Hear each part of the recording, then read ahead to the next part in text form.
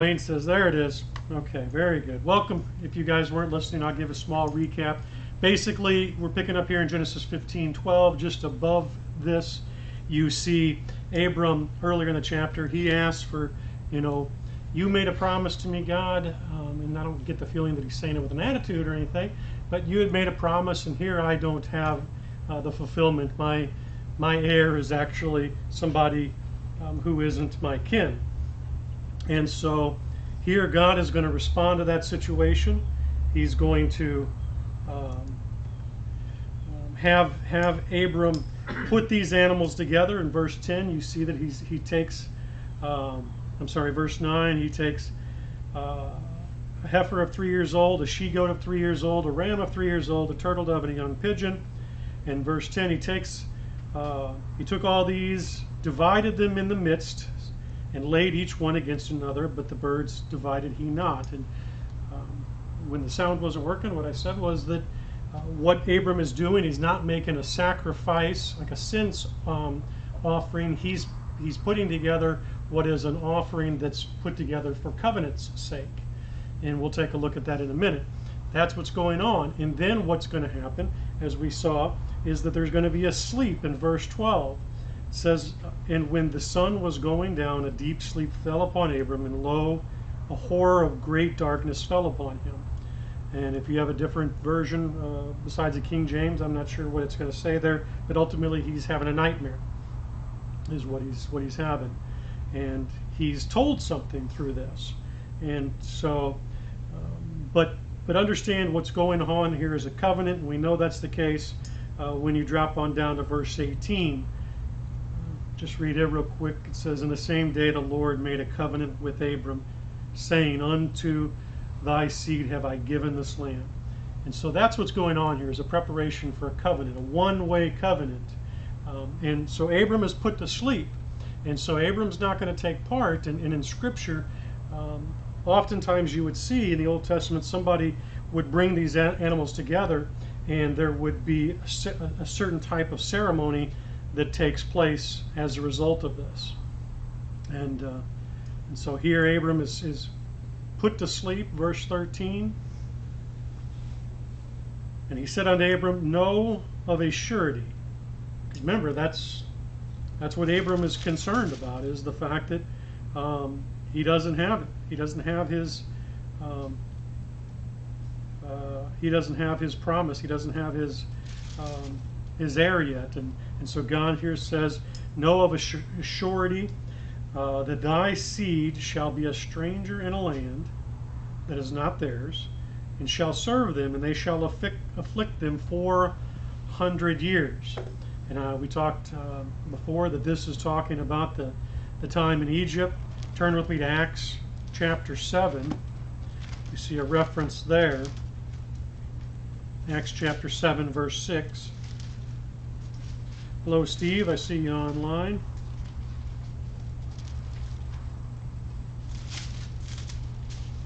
Acts chapter 7, verse 6. Again, Acts 7, if you don't remember, Acts 7 is when Stephen makes his speech to the nation of Israel. It's when he is stoned and when he is killed, and really the end of that dispensation. But here in verse 6, and God spoke on this wise. Again, this is the beginning of this. What would I say? This indictment against the nation of Israel. And God spoke on this wise, that his seed should sojourn in a strange land, and that they should bring them into bondage and entreat them evil 400 years. Well, Acts 7 verse 6 is referring back to what we just read here in Genesis 15. And so 400 years. It's going to be from Isaac's birth.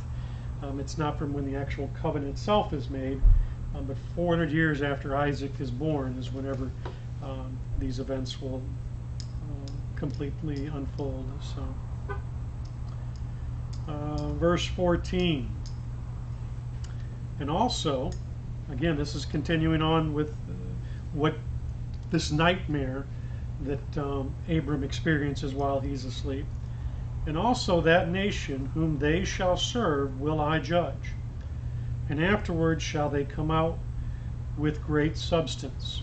In other words, they're going to go in, yes, they're going to be treated, and they're going to be afflicted for 400 years. Notice that's what it said. They shall be afflicted for 400 years. And so, hey guys, and but it says they're going to come out with great substance. And so again, there's still reassurance through this. It's not like they're going to be running and going to be chased out of there. There's this assurance of how this is going to take place. They're going to come out of there with great substance. And thou shalt go to thy fathers in peace. Thou shalt be buried in a good old age. Probably a pretty reassuring thing to understand, because if you think about that, there's more to just that statement. I mean, again, we've seen a little bit of what life was like at that time. You've got kingdoms constantly vying for control of different regions. You've got it's a very dangerous world to live in. And here, Abram now knows that he's not going to get caught up in another battle like he just had to go save Lot. He knows that he's going to live to a ripe old age, and he's going to be buried. And ultimately what God's doing here, he's given him a promise, an assurance, obviously of the seed that's going to happen, but also Abram, that, you know, things are going to be okay with you. You know, you don't have to be concerned. You don't have reason to be fearful. And so we can see all that wrapped up, I think, here in this promise here, that that you're going to live a long life and be buried in a good old age. But in the fourth generation they shall come again here, for the iniquity of the Amorites is not yet full. In other words, there's some things that still need to take place. And as you're going to see, if you really think outside the box a little bit with this whole study tonight, there are a number of things that we can see and relate even to our experience. No, this isn't prophecy about us. But there are things that are going on in this passage that we can see that are very relatable. God here is basically telling Abram, there are some things that haven't been accomplished yet with the Amorites. And once these things are done, then there's going to be this fulfillment of these promises. And again, Israel has got many examples of that type of situation. The fulfillment of the literal kingdom, things like that. Those haven't been fulfilled yet. Even the promises during the tribulation itself, the things that they're looking forward to, the resurrection, are going to be delayed situations. They are promises nonetheless, but they're not quite fulfilled. And here the Amorites, the iniquity of the Amorites is not yet full. In other words, God is not done giving the Amorites time. Obviously, God knows the end from the beginning, but He's also a God that is never going to have. No one's ever going to be able to say, "You didn't give me a chance, God." No one's going to be able to say that.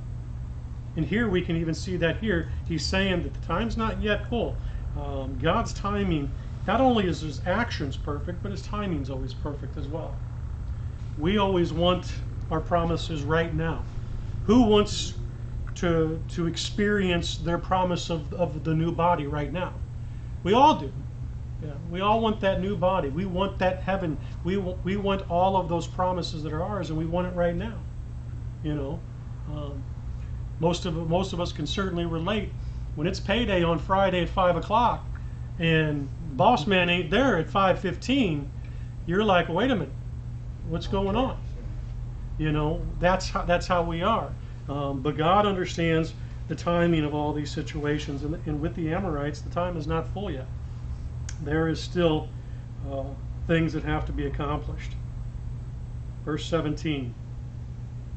And it came to pass that when the sun went down, and it was dark, behold, a smoking furnace and a burning lamp that passed between those pieces. What pieces is this a reference to? The animals. That's right. You're exactly right.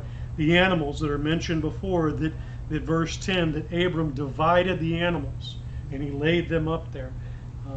And so there is, what we see here is is this smoking furnace and the burning lamp that passed between those pieces. Is that still his dream, or is he woke up and? That's what actually happens Okay. during it. So he's not being told that this happened. This is what actually happens during this sleep. Okay. So All this right. is a literal thing that took place during that. And so what is the point of this passing through of this? What is this talking about here as far as these this furnace and this lamp? This is actually what we're seeing here is the presence of God. Because God is making a covenant here. And the presence of God is coming down in symbolized in this manner. And he's going through these pieces. And it's not the only time we see that taking place with a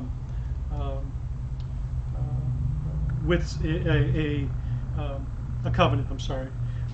Look at first of all, look at Genesis 21 with me, verse 27.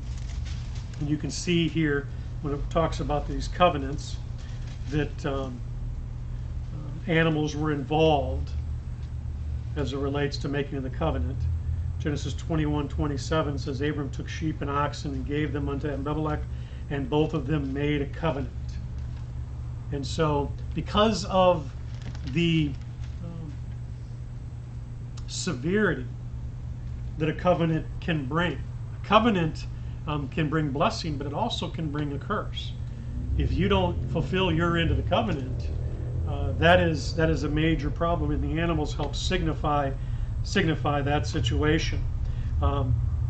In Deuteronomy chapter 11, and we won't go there, it talks about two different mountains, Mount Gerizim and Mount Ebal. And this is after Israel is going to go into the promised land. And again, I would suggest you go read Deuteronomy chapter 11, and what you see is there's the instruction of the people of Israel. There's going to be some tribes over on Mount Ebal. There's going to be some tribes over on Mount Gerizim, and they're told to read the blessing and the curses as it relates to the covenant that God had made with Israel. Remember when God at Mount Sinai, whenever he makes that covenant with them, he makes a covenant with them if they agree. So this is a two-party covenant at that time. And it was, if you do this, I will do this. And if you make the covenant and you don't do this, then I'm going to do this. And so you have both blessings and curses. And as he has the nation of Israel go through into the promised land, they go through these two mountains.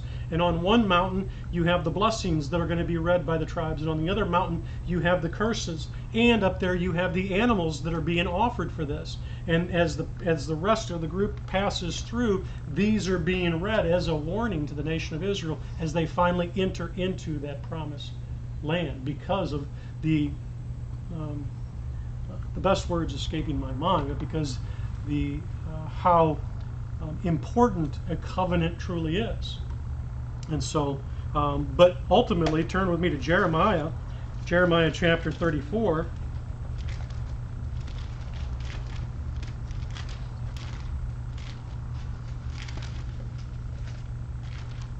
What chapter? 34. Jeremiah 34.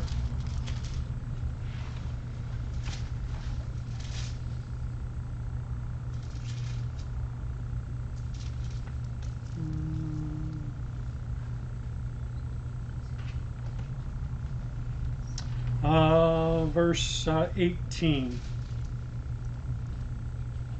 34:18. Here we can see the effects of not fulfilling your end of a covenant. Jeremiah 34:18 says, And I will give the men that have transgressed my covenant, which have not performed the words of the covenant which they have made with me, when they cut off the calf in two and passed between the parts thereof. So think of the picture like we just saw with Abram being put to sleep in this covenant situation, and God is going between it, signifying his agreement to take part in this covenant. Here in Jeremiah 34, what we see is God judging those who made a covenant. They went through the parts and they did not fulfill their end of the bargain. But guess what God always does? He always keeps his end of the bargain. He always keeps the covenant. But here we can see and we can learn that there is this idea of the dividing of the animals and the going through between them, signifying your, not being coerced, you're not being forced in this, your decision to walk through and take part into this covenant. And this is why we see, I think, Abraham asleep. Because Abraham's not going to have to walk through this. The promise that God is making is a covenant he's making with Abraham. Abraham doesn't have to agree to do anything to get it. God is the one who's doing it. Verse 19, the princes of Judah and the princes of Jerusalem, the eunuchs and the priests, and all the people of the land which passed between the parts of the calf. And so he goes on to read that the curse that's going to happen because they didn't. They passed through the parts, they made the covenant, and then they didn't keep their end of the deal. And so when we consider what's going on here in Genesis 15, again, is God making this covenant. He had Abram put these animals, he had them divide them, then he put them to sleep so that he can actually go through it. Look at Exodus 19 with me. Exodus 19.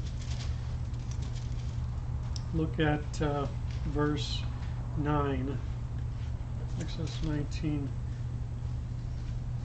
Here we see, and before we start reading, when you look at verse 17 of Genesis 15, and it talks about this smoking furnace and this burning lamp, again, I would tell you that this is the presence of God coming down to walk through this. And here in Exodus 19, we can see some interesting information. Here God is talking to Moses, and he tells Moses, he prepares Moses to tell the people of Israel to get them ready, sanctify them, because I'm going to come down to the mountain. He is going to come down, and he's going to present himself to the people of Israel, which is going to turn out to be a very scary thing for the people of Israel. Verse 9, Exodus 19 says, And the Lord said unto Moses, Lo, I come unto thee in a thick cloud, and the people may hear when I speak with thee, and believe thee forever. And Moses told the words of the people unto the Lord.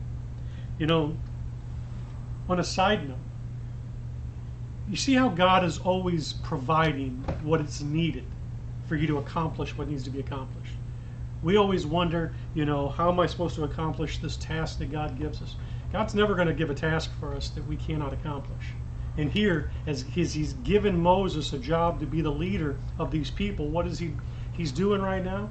He says specifically, I'm doing this so they can hear me talk to you. And so basically to let them know, you better listen to what Moses has to say. And so ultimately that's the situation that's going on. Verse 10. And the Lord said unto Moses, Go unto the people and sanctify them today and tomorrow, and let them wash their clothes, and be ready against the third day. Well, all these third day things, that just is a coincidence, isn't it? All these third day things. For the third day the Lord will come down in the sight of all the people upon Mount Sinai. And so the Lord's going to come down onto Mount Sinai. And so look at verse 16. Drop on down to verse 16. And it came to pass on the third day in the morning that there were thunders and lightnings and a thick cloud upon the mount, and the voice of the trumpet exceedingly loud, so that all the people that was in the camp trembled. You think God got their attention? Yeah. Especially being out in the desert. Yeah. Not much rain, and it's thundering and lightning. Yeah. And this is one of the reasons some people don't like, again, the Old Testament, because, that's a different kind of God. He's not the God of love. I want that God of love. Sometimes the world needs to be reminded that he's just not a gushy, squishy teddy bear. Yeah.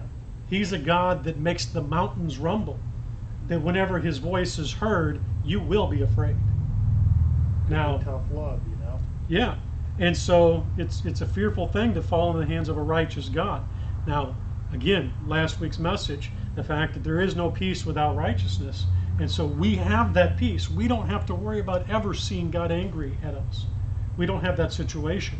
But understand who God is. God is a frightful thing to have to deal with if you are in an unrighteous situation. And so people on this side of heaven can act cocky, and you can bet the people of Israel in their day did the same thing. And so now God is going to come down. They hear this, they hear God, and they're trembling. Put them in their place. Yeah, he did. Sort of said. Yeah, he puts them in their place. Verse 17. And Moses brought forth the people out of the camp to meet with God. And they stood at the neither part of the mount. Because the parts that we didn't read, basically there were instructions by Moses, the people of Israel, that you can go so far, and that's it.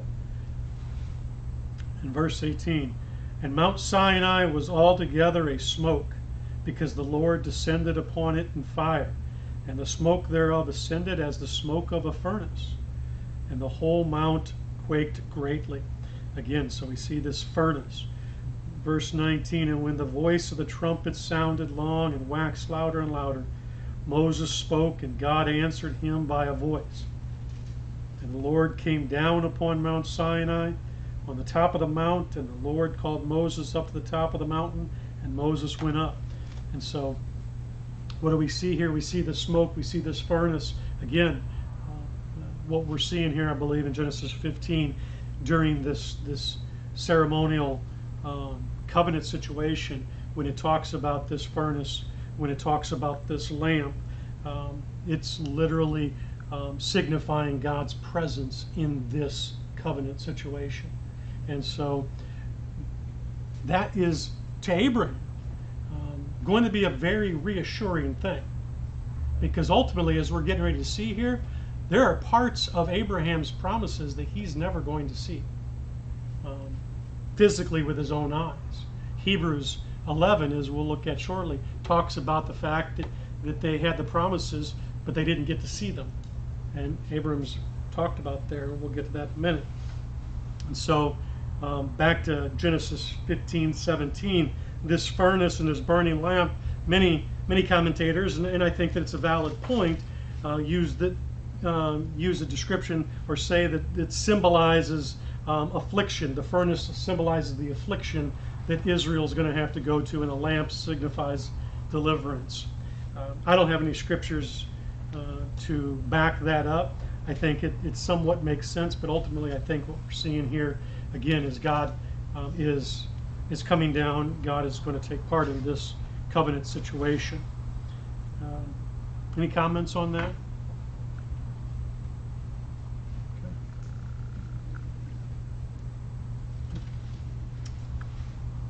The other thing, well, we'll go to verse 18. Verse 18, it says, in the same day the Lord made a covenant with Abram, saying, unto thy seed have I given this land, from the river of Egypt unto the great river, the river of Euphrates. Keep in mind and take note here that there's been a change in the wording here. Notice what it says, have I given this land. Now again, he's not gonna see. Remember, he was promised, that you're going to have a seed, and it's going to number, basically innumerable. It's going to be as the stars of the sea, or the sand of the earth.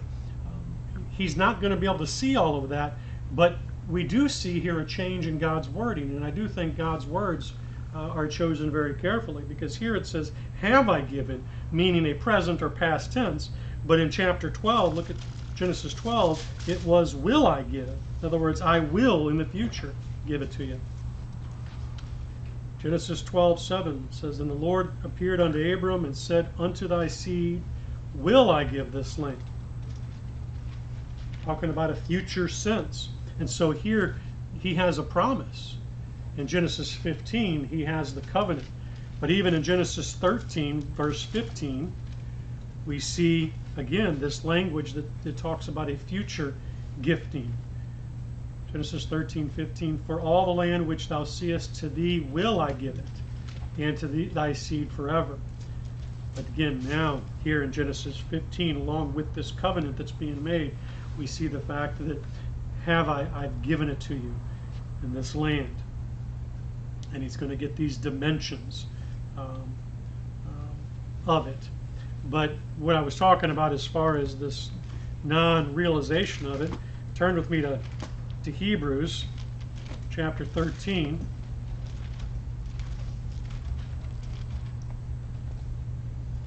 I'm sorry, Hebrews 11. I don't know why I said 13. Hebrews 11. If you recall, Hebrews 11 is Heroes of the Faith chapter, if you'd so like to call it that. All the different people are mentioned regarding their faith. Start in verse 11 here. Hebrews 11:11. Through faith also Sarah herself received strength to conceive seed, and was delivered of a child when she was past age, because she judged him faithful who had promised. Therefore sprang there even of one, and him as good as dead, so many as the stars of the sky in multitude, and as the sand which is by the seashore innumerable. This is talking about the promise. From that one, meaning the one that Sarah gave birth to, the one that she by faith believed that would one day come. Because remember, she heard the promise beforehand. And what this is saying is that she is being commended because she believed God. Yeah, we know she laughed initially, but then she was a little bit chastised, wasn't she? And she believed. And here, this is therefore spring there even of one, those that became innumerable. Verse 13, these all died in faith, not having received the promises, but having seen them afar off, and were persuaded of them, and embraced them, and confessed that they were strangers and pilgrims on the earth. Talking about the fact that these things were far off. They didn't see them. Even with Isaac, he didn't even fully realize. He didn't get to see the events that were eventually promised. It was first promised to Abram, and he stays in the land, as we'll see. He's going to end up being told to stay in the land in chapter 16 of Genesis. But he doesn't actually get to realize and see this great nation that's going to come from him that was promised. He doesn't see it, and that's what this is talking about. They don't get to visually see it. And again, this is going to go on the idea that this is all based upon faith. Go back to Genesis with me. Look at Genesis 23. Abram again is going to have to wait for the fulfillment of these promises. He has them. He has the covenant. They are his lands, but they haven't been conquered yet. Here we see Genesis 23. This is when Sarah dies. She's, I think, 127 is, I think, what the scripture says when she dies, and Abram is going to bury her. He has to ask for land to bury her.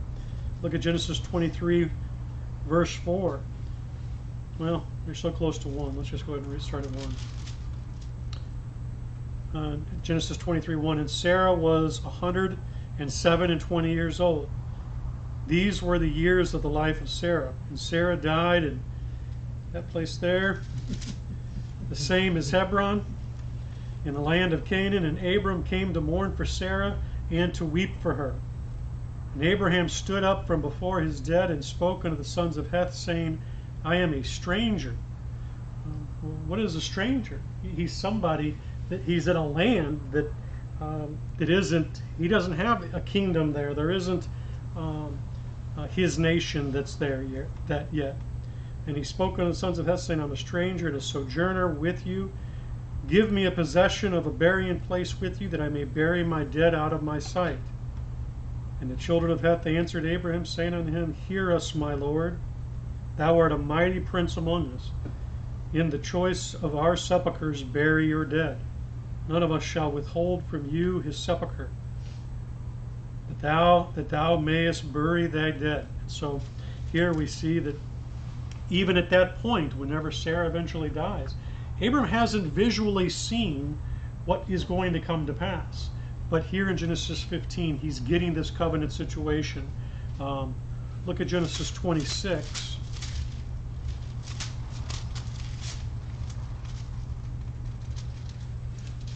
Isaac, as we're going to see here, even Isaac isn't going to see it. Timing hasn't come yet. Genesis 26:1. And there was a famine in the land besides the first famine that was in the days of Abraham. Notice the change from Abram to Abraham. And Isaac went into Abimelech, king of the Philistines, in Gerar. And the Lord appeared unto him and said, Go not down into Egypt, dwell in the land which I shall tell thee of. Sojourn in this land, and I will be with thee, and I will bless thee. For unto thee and unto thy seed I will give all these countries, and I will perform the oath which I swore unto Abraham your father. And I will make your seed to multiply as the stars of heaven, and I will give unto your seed all these countries. And in your seed shall all the nations of the earth be blessed, because that Abraham obeyed my voice, and kept my charge, my commandments, my statutes, and my laws. And so even here, future, in Genesis 15, guess who wasn't born yet? Isaac. So when this covenant situation takes place in Genesis 15, Isaac is not yet born, but here in Genesis 26, Isaac is also being told, no, stay in this land, because I'm going to give it to you, and I give it to you, and I give it to your seed after you, and these things are going to transpire. And so keep in mind, in Genesis 15, Abram now has gone from a promise, now he has a covenant, because he wanted an assurance, and God gives him that assurance. He makes this covenant with him. And so that's what's going on in that situation. Back to Genesis 15. And so when you hear that language that God said to Isaac about these nations, I'm going to take it from these nations and give it to you, you're getting ready to read the nations in Genesis 15, because God's getting ready to mention them in Genesis 15. Look at this. Just to read verse 18 again. In the same day the Lord made a covenant with Abram, saying, Unto thy seed have I given this land, from the river of Egypt unto the great river, the river Euphrates. And here he's listing these 10 different nations. Where is that again? Back to Genesis 15. What verse? 19. Okay. It lists these nations. The Kenites and the Kenizzites and the Kadmonites and the Hittites and the Perizzites and the Rephaims and the Amorites and the Canaanites and the Girgashites and the Jebusites.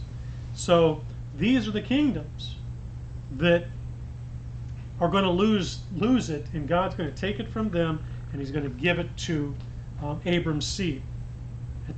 And so Isaac, those are the ones that who are going to lose their land. Remember what he had just said a few verses up there, that he's not done dealing with these Amorites. And so that's verse 16. The iniquity of the Amorites is not yet full. Does that mean the iniquity of the rest are full? I don't know. I have no idea. But I know that the Amorites, that situation isn't done. And again, take from this the fact that even as much as we are, Titus 2:13 says, looking for that glorious appearing of our great God and Savior, Jesus Christ, talking about the rapture is not going to happen one day late. It's not going to happen 1 hour later than the best time. Every moment in which God does something is the perfect time. Even the birth of Jesus. What does it say about the birth of Jesus? When the fullness of time had come, talking about the birth of Jesus. And so that's understanding. And the other thing that I would point out while we got time is that as Abraham has to have this promise, as he has this covenant, but he has not realized it yet.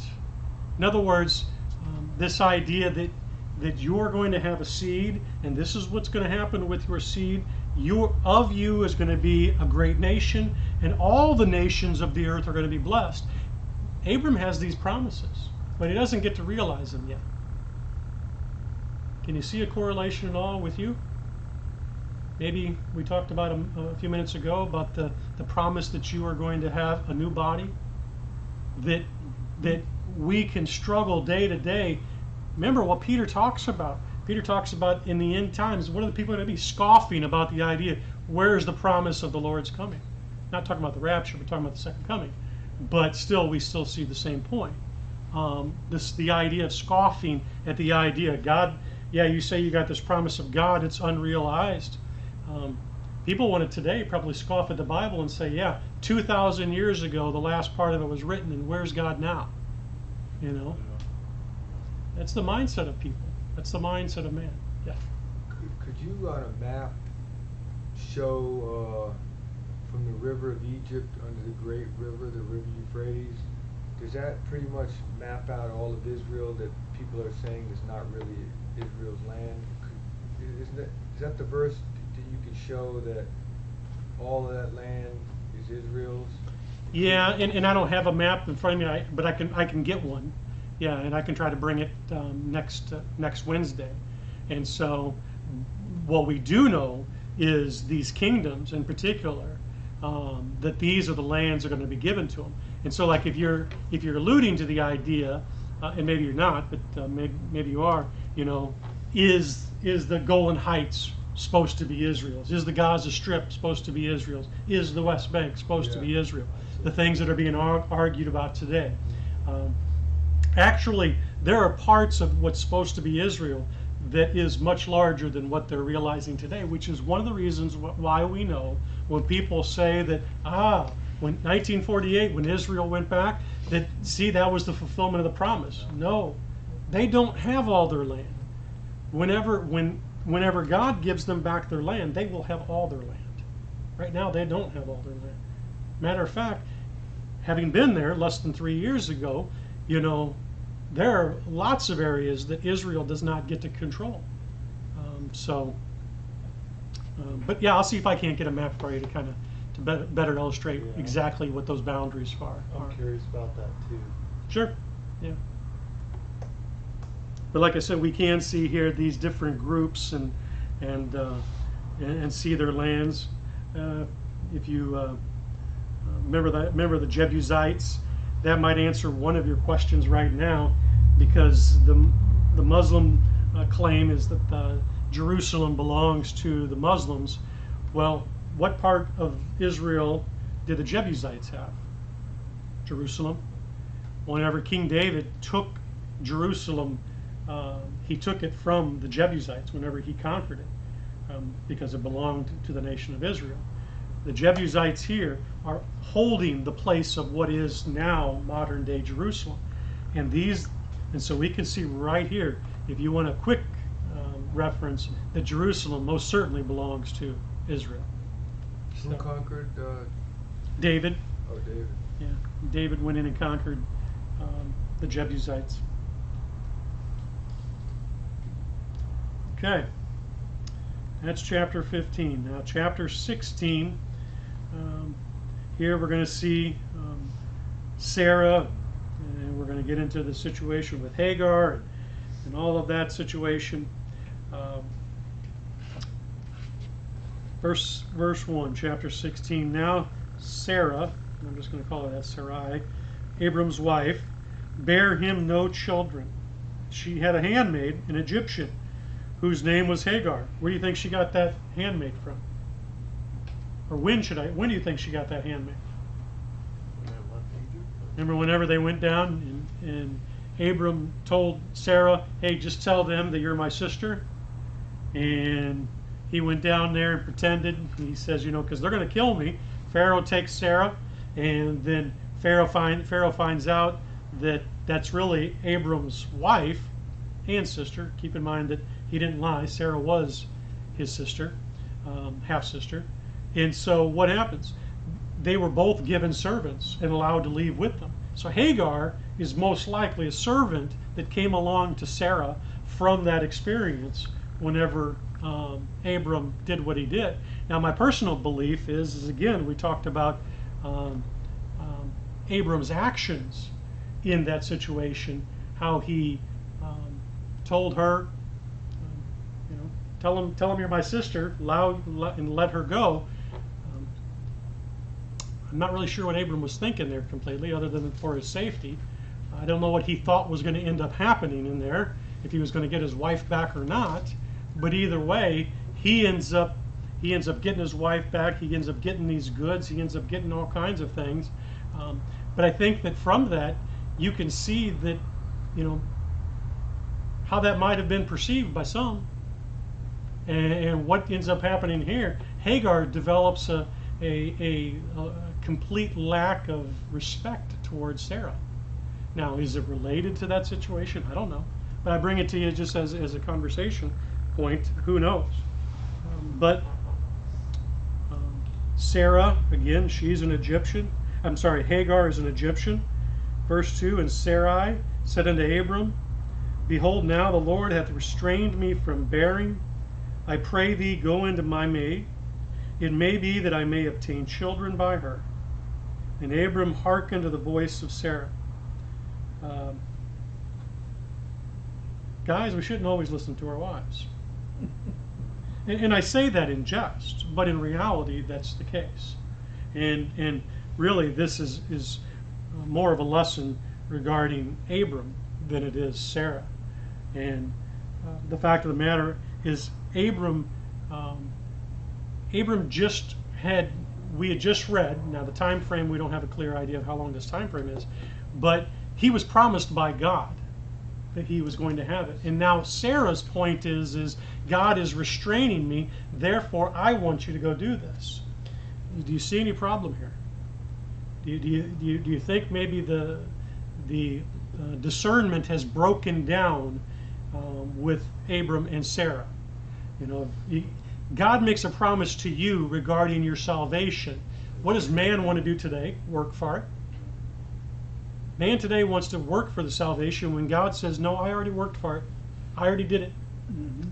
And here, God had promised Abram, I'm going to do this, and now we got Abram and Sarah trying to figure out a way to make it happen. And you just, big lesson learned there, I think, that people need to understand. But she thinks that God has restrained her, and that may be true. That very much may be true. She may have been restrained. But we just got done talking about God's timing is perfect. The time has not come for Isaac to be born. And so here she is trying to force it to happen. You see those people today talking about, well, we need to build the kingdom. Why? Why do they want to build the kingdom? Because they think they're the Jews? Well, that, and they think that they're going to be able to prod Christ into coming back sooner. And that's the idea, is that if many people today, that's really what they're saying, is that if they build the kingdom, that they've accomplished something that's going to force Jesus' hand to come back.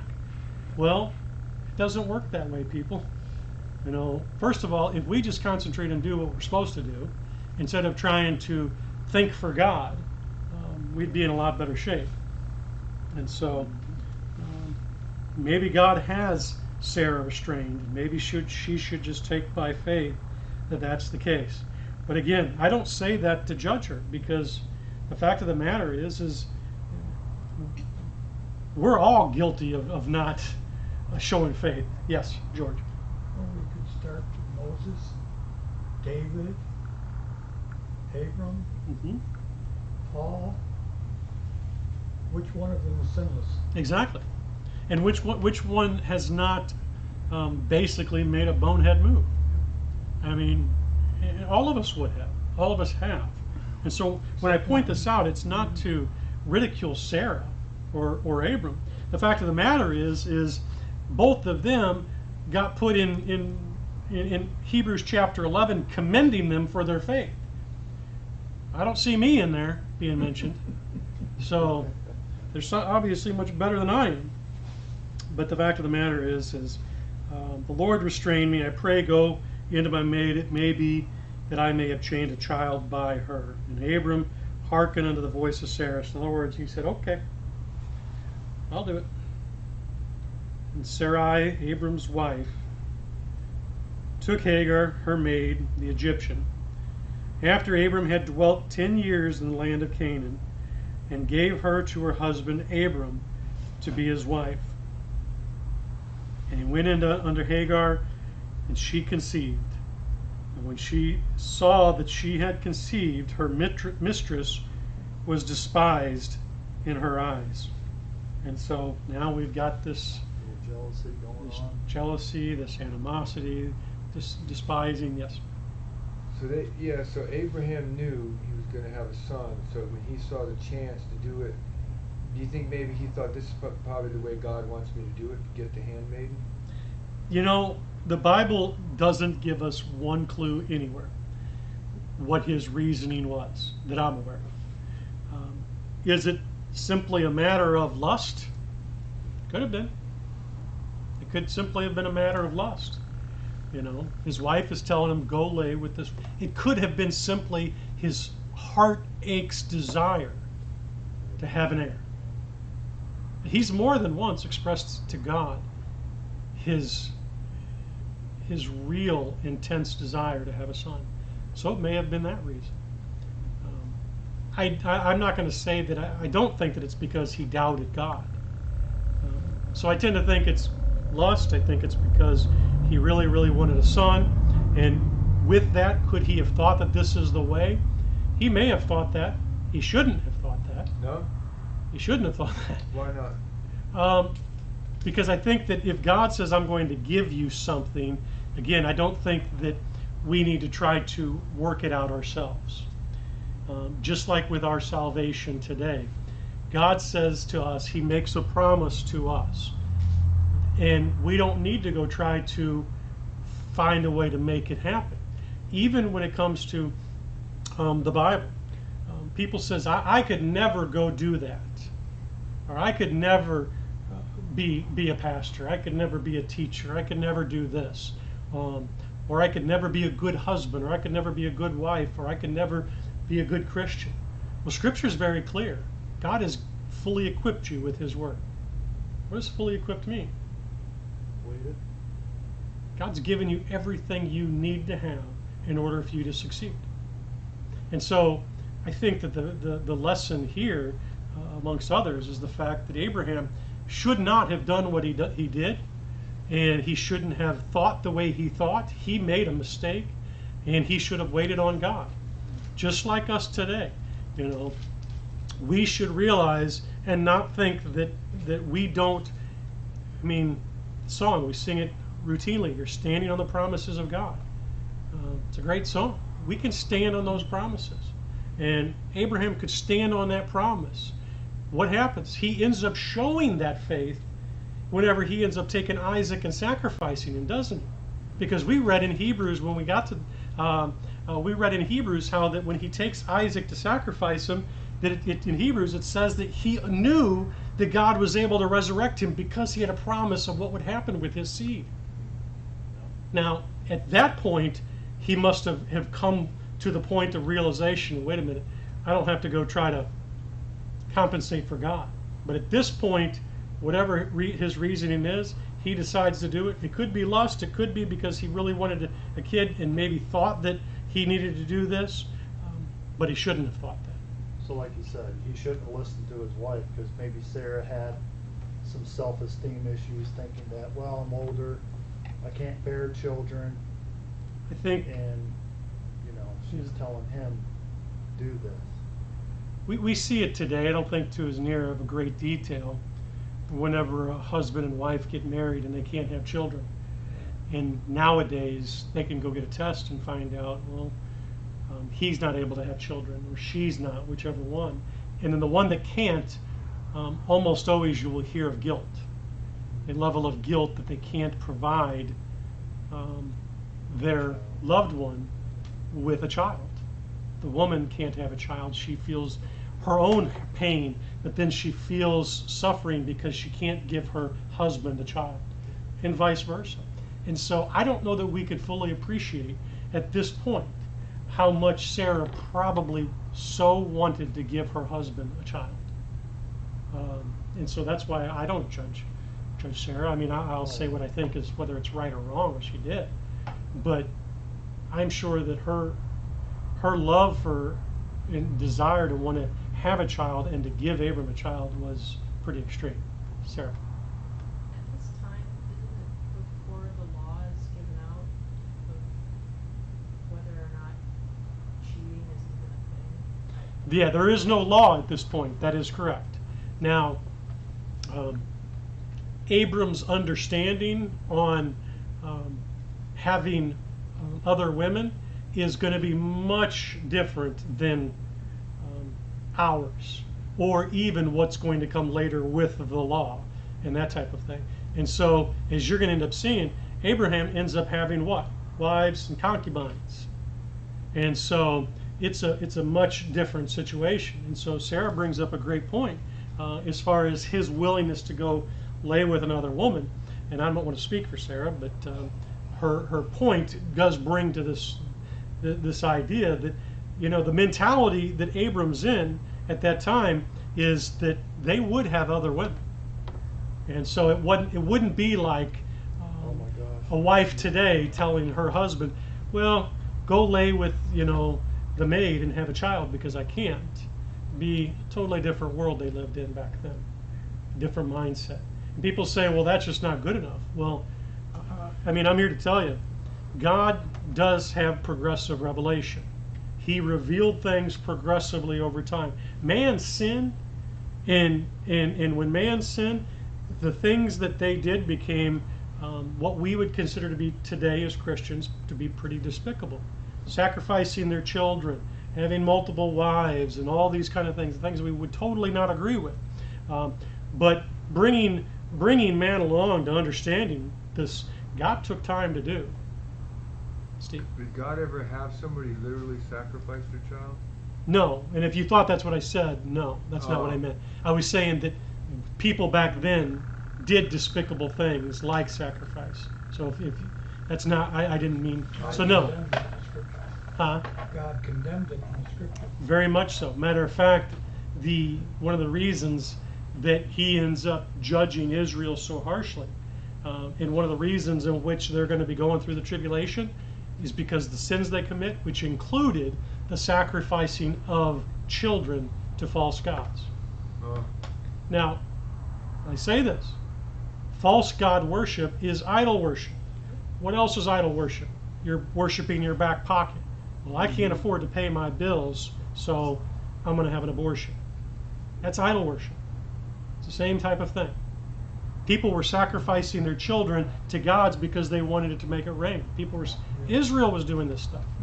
And so God most certainly condemned the offering of children. So I think it's going on now in the United States. That's probably where we're being judged too, right? They're sacrificing their children. yeah, but I don't think that we're being judged right now.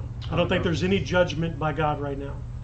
I think we live in the day of grace, and the only thing God has is a peace treaty out there. And that peace treaty we can find in here, and that peace treaty is that you're my enemy. That's what he's saying to the world. You are my enemy. You made yourself my enemy. I didn't make you my enemy. You made yourself my enemy. But I'm offering a peace treaty. And that peace treaty is the gospel. The gospel of the grace of God. If you believe in the Father's Son and the work that was accomplished by the Son on the cross and the empty tomb, that's the peace treaty. God says you're no longer enemies with me.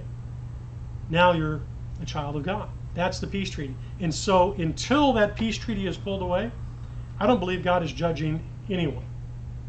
Everyone has, just like here, what did we just see with the Amorites? He says, you know, the time hasn't come for the Amorites. Well, guess what? Right now, the time hasn't come for God to stop offering the world today, the unbeliever today, a chance to basically repent. So there's no judgment today. Man commits all kinds of atrocities. I don't think God is judging the world today. So when it says in the last days there should be earthquakes in diverse places, is that just not really judgment, but to get people's attention? Yeah, and those are talking about during the tribulation. All that's during the tribulation? Yeah. So if the last days that Matthew 24 are talking about, or that Peter are talking about, those are events that are going to take place during the tribulation. When Paul talks about the last days, he's talking about the state of Christianity. He's talking about the spiritual situation. In Matthew 24 and Peter, they're talking about there's going to be judgments that are going to be going on by God. What did Paul say would happen bad before the rapture? Well, he's talking specifically in Timothy about the fact that these and in Thessalonians, he's talking about the fact that there's going to be people who are going to fall away, the apostasy, which is what I believe that's talking about there, this falling away from the faith and that type of thing. And so again, it's talking about the state of the world in a spiritual sense, and even believers, how they're going to move away from the truth. Whereas in Matthew and Peter, they're specifically talking about a time in which God is pouring out judgment during the 7-year tribulation, which is why you have earthquakes, which is why you have the famines. Those are specific. Again, Revelation, whenever you have the 7 seals and the 7 trumpets and all that stuff, those are specific judgments of God. But God's not doing that today. And so he won't be doing any of that until after the rapture. Once the rapture happens, then the peace treaty is closed. Now, so the severity of the things that go wrong from Paul to us now is basically just, is that the one who murders and brother against brother? no, that's Matthew. That's still Matthew? Yeah, that's Matthew It 20. seems like there's a lot of that going on now. Oh, there sure is. And don't get me wrong. I mean, there's never been a time in which there hasn't been murders and there hasn't been child sacrifice and there hasn't been earthquakes and all that. But the difference is God has had times, and I mean, like with the nation of Israel, he promised them, if you do this, you're going to get blessings. If you do this, you're going to get judged and cursings are going to come. And God did those things. But today, in the day of grace, Paul doesn't warn at all about that stuff. Oh. So again, Matthew 24, Peter, they're talking about judgments during the tribulation period that are going to take place. And then again, go look at Revelation, and that's exactly what's fulfilled. Matter of fact, Matthew 24, you look at Matthew 24 and 25 in particular, you can almost break down the verses that perfectly align with the book of Revelation. Where Jesus warns that this is going to happen, then you go to Revelation, boom, and it happens. And you go over and over and exactly what happens. But the main thing to understand is God is not judging the world today. He's not judging the world. People think that a tsunami comes and that's because God's judging the world, or a tornado, or a flood, or a hurricane, or we vote for the wrong person, that type of thing. No, God is offering peace right now, and it's a complete and 100% offer of peace if man will just simply. And he's saying until, which is what Romans says. Romans 11 makes it very clear. Paul says that Israel is blinded until, what does that mean? That means that there's a time that it ends. Israel is blinded until the fullness of the Gentiles become in. And so there's a time in which this is going to be pulled away, and now God is going to work with Israel again. And that's when the judgments, when God starts dealing in a judgment way, he'll start doing that again. Okay. Very good. Awesome.